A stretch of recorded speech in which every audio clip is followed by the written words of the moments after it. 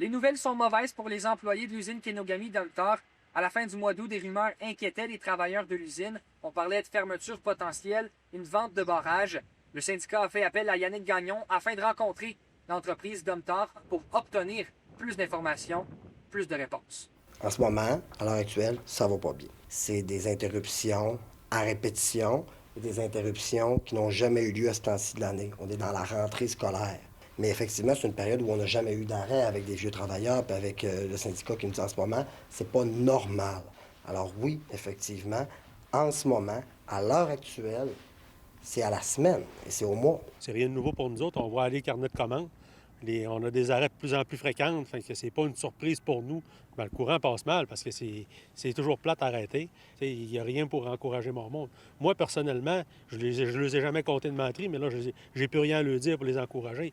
Là, c'est à notre employeur de débarquer et de nous dire si oui ou non il y a l'intention de continuer d'exploiter le site de Kenogami, que ce soit pour du papier ou pour d'autres choses.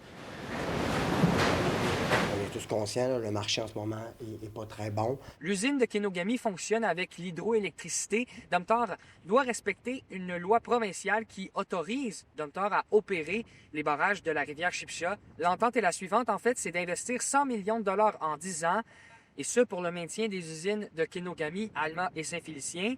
Domtar a donc respecté le contrat. L'investissement a été fait en totalité.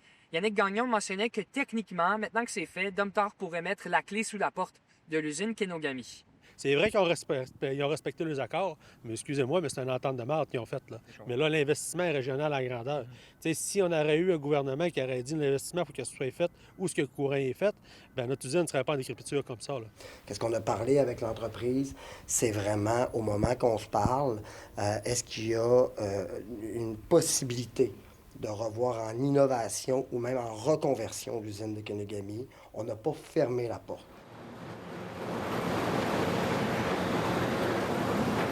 Aussi, c'est dans une période aussi où est-ce que j'ai besoin d'un petit peu de temps. Vous l'avez sûrement appris. Il y aura cette semaine aussi, il y aura mes nouveaux collègues qui rentreront en poste dans différents rôles. Alors, c'est sûr que moi, je laisse passer le remaniement ministériel, mais rapidement cette semaine, quand je sais qui est mon interlocuteur, rapidement, c'est le dossier que je dois rapidement interpeller la nouvelle personne en poste. J'ai tenté de m'entretenir avec l'entreprise, mais Domtar a refusé la demande d'entrevue.